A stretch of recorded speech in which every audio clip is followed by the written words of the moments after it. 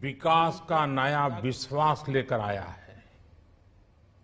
ये बजट अर्थव्यवस्था को मजबूती देने के साथ ही सामान्य मानवी के लिए अनेक नए अवसर बनाएगा। ये बजट मोर इंफ्रास्ट्रक्चर, मोर इन्वेस्टमेंट, मोर ग्रोथ और मोर जॉब्स की नई संभावनाओं से भरा हुआ है। और एक नया क्षेत्र और खुला है और वो है ग्रीन जॉब्स का। ये बजट तत्कालीन आवश्यकताओं का भी समाधान करता है और देश के युवाओं के उज्जवल भविष्य को भी सुनिश्चित करता है। ये पिछले कुछ घंटों से देख रहा हूं जिस प्रकार से इस बजट का हर क्षेत्र में स्वागत हुआ है। सामान्य मानवी की जो सकारात्मक प्रतिक्रिया आई है उसने जनता जनार्दन की सेवा का हमारा उत्साह अनेक गुना बढ़ा दिया है। जीवन के हर क्षेत्र में आधुनिकता आए, टेक्नोलॉजी आए, जैसे किसान ड्रोन हो, वंदे भारत ट्रेन हो, डिजिटल करेंसी हो, बैंकिंग के क्षेत्र में डिजिटल यूनिट्स हो, 5G सर्विसेज का रोल आउट हो, नेशनल हेल्थ के लिए डिजिटल इकोसिस्टम हो।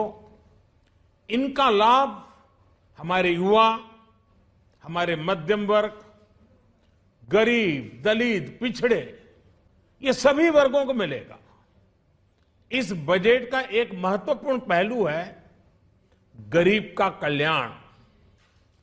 हर गरीब के पास पक्का घर हो, नल से जल आता हो, उसके पास शौचालय हो, गैस की सुविधा हो, इन सभी पर विशेष ध्यान दिया गया है। इसके साथ ही आधुनिक इंटरनेट कनेक्टिविटी पर भी उतना ही जोर है।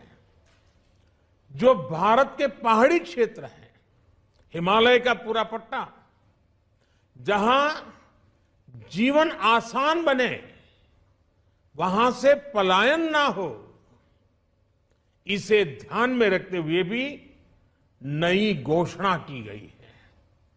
हिमाचल, उत्तराखंड, जम्मू कश्मीर, नॉर्थ ईस्ट ऐसे क्षेत्रों के लिए पहली बार देश में पर्वतमाला योजना शुरू की जा रही है।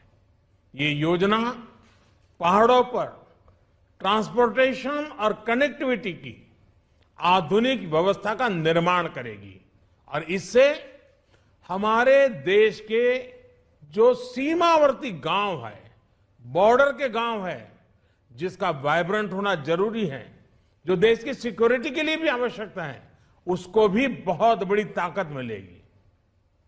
भारत के कोटि कोटि जनों की आस्था मां गंगा की सफाई के साथ साथ किसानों के कल्याण के लिए एक महत्वपूर्ण कदम उठाया गया है। उत्तराखंड, उत्तर प्रदेश, झारखंड, बिहार, पश्चिम बंगाल, इन राज्यों में गंगा किनारे नेचुरल फार्मिंग को प्रोत्साहन दिया जाएगा।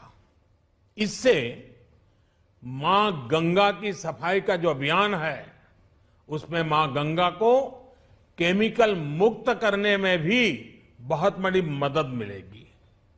बजट के प्रावधान यह सुनिश्चित करने वाले हैं कि कृषि लाभप्रद हो, इसमें नए अवसर हो, नए एग्रीकल्चर स्टार्टअप्स को प्रोत्साहन देने के लिए विशेष फंड हो या फिर फूड प्रोसेसिंग उद्योग के लिए नया पैकेज।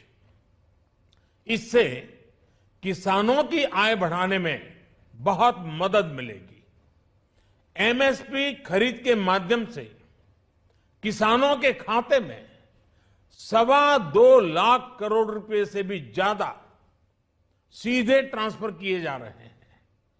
कोरोना काल में एमएसएमई यानी हमारे छोटे उद्योगों की मदद और उनकी सुरक्षा के लिए देश ने लगातार अनेक निर्णय लिए थे, अनेक प्रकार की मदद पहुंचाई थी। इस बजट में क्रेडिट गारंटी में रिकॉर्ड वृद्धि के साथ ही कई नई योजनाओं का ऐलान किया गया है। डिफेंस के कैपिटल बजट का 68% डोमेस्टिक इंडस्ट्री को रिजर्व करने का भी बड़ा लाभ भारत के एमएसएमई सेक्टर को मिलेगा। ये आत्मनिर्भरता की तरफ बहुत बड़ा मजबूत कदम है।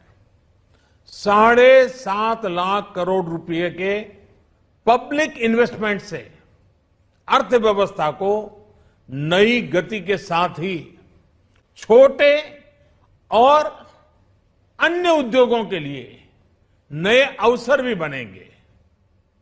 मैं वित्त मंत्री निर्मला जी और उनकी पूरी टीम को इस पीपल फ्रेंडली और प्रोग्रेसिव बजट के लिए बहुत बहुत बधाई देता हूं। कल भारतीय जनता पार्टी ने मुझे सुबह 11 बजे बजट और आत्मनिर्भर भारत विषय पर बात करने के लिए निमंत्रित किया है। कल 11 बजे मैं बजट के इस विषय पर विस्तार से बात करूंगा। आज इतना काफी है। बहुत बहुत धन्यवाद।